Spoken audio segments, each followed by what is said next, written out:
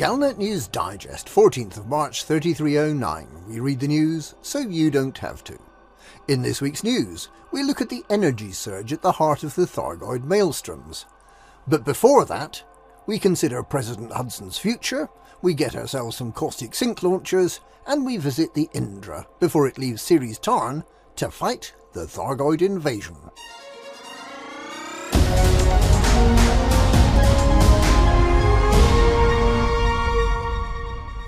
President Hudson wants to break with centuries of federal tradition by standing to become the president for a second term.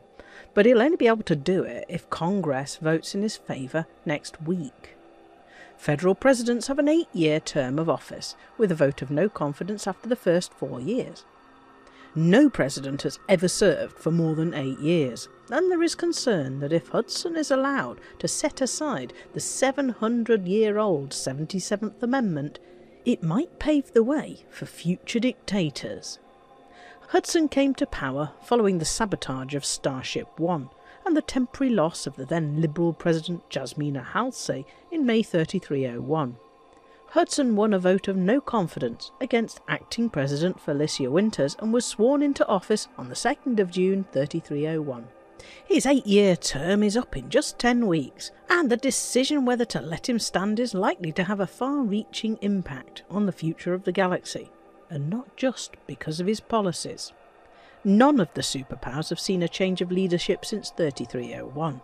A year in which first Hudson came to power and then Emperor Orissa assumed power following the abrupt death of Emperor Hengist in October that year.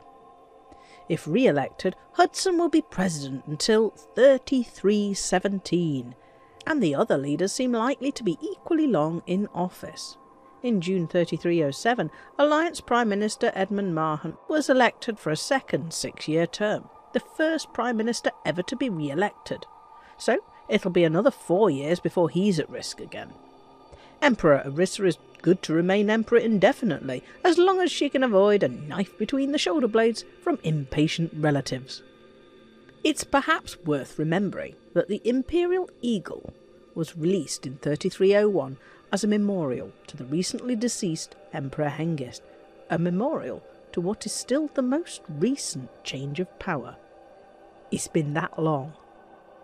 If President Hudson loses the vote, or if he loses the presidency to either Shadow President Winters or to outsider Zachary Rackham, it will be the first time any of the power play leaders will have suffered such a setback. For that reason, the betting must firmly be in favour of Hudson winning next week's vote and remaining president, effectively forever.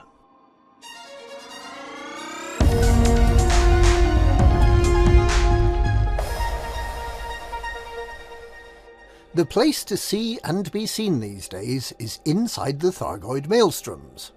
There are indeed wonders to behold, and there's the prospect that something even more spectacular may appear in the middle around about the end of April. But the price of entry is high.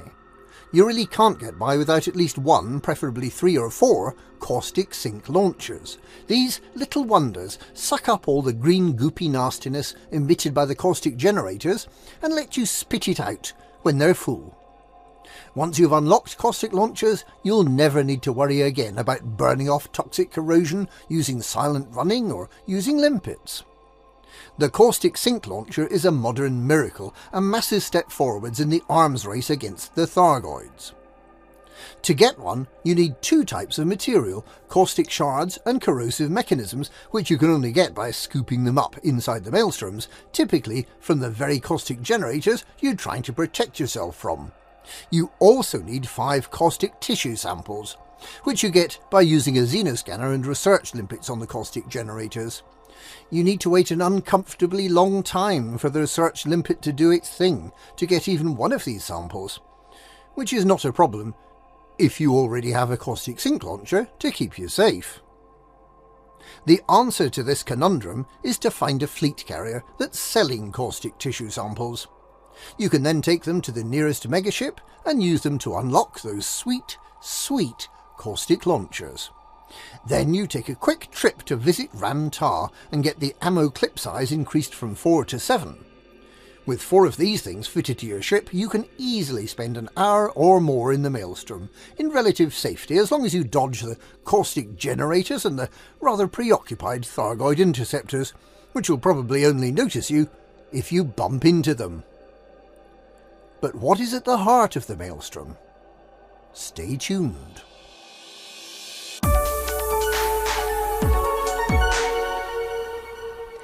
The Imperial megaship Indra, launched in July 3303 by Zemina Torval, and which was originally a display of imperial might in the Pleiades, but which was long ago taken over by the Anti-Xeno Initiative, is to move back towards the bubble. The Indra, a Wells-class carrier, has been a familiar sight to visitors to the HIP 1185 system, nestled in the rings of planet A4, which has a surprisingly high gravity. The megaship has watched over the shipyard of Ceres Tarn far below. Back when Thargoids played by the rules, the Indra was an excellent stop-off point for those doing a little anti-Xeno combat. Now, however, the current owners of the Indra think it will be more useful back in the bubble, rather closer to its namesake, Maelstrom Indra. Assuming its hyperdrives spool up after nearly 6 years of inactivity, the Indra will be moving to HIP 28128, a system close to the Thargoid Invasion, and containing one of the relatively few ammonia worlds that doesn't yet have a nearby Maelstrom. AXI plans to make this their centre of operations as they fight alongside other members of the Defence Council of Humanity to repel the Thargoids. They admit the war is not going well for humanity, but there is some hope that the balance of power may subtly change on Thursday this week.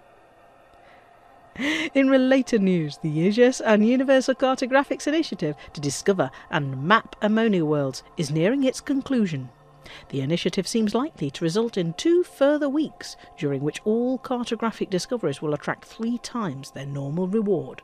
Aegis has explained that it fears that more Maelstroms may soon attack the human core systems, and that it needs to understand better the relationship between Maelstroms and the ammonia worlds they invariably orbit. Perhaps Sirius Atmospheric's plan to terraform ammonia worlds wasn't quite as daft as it originally sounded.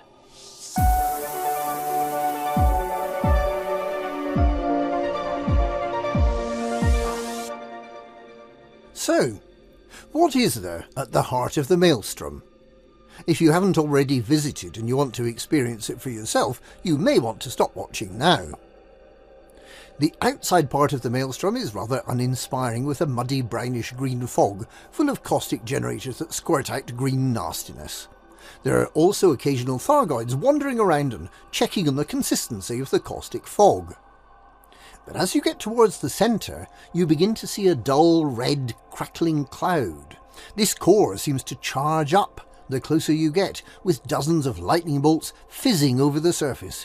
It gradually gets paler, with a whiteness showing behind the red clouds and strange shifting shadows.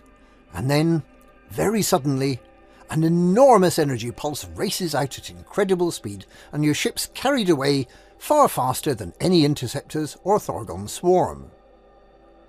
The tidal wave of energy, fun though it is the next hurdle we need to surmount if we're going to get to the heart of the Maelstrom and to finally uncover its secret. Will we need unclassified relics to build an energy tidal wave neutralizer? Or do we need to develop stealth technology so we can sneak past this rather impressive burglar alarm?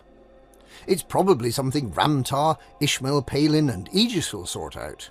Although there's an outside chance that Azimuth Biotech will attempt something useful, or that the currently absent one-time test subject Xiaojin I will rock up with a means of mind-controlling the Thargoid defences.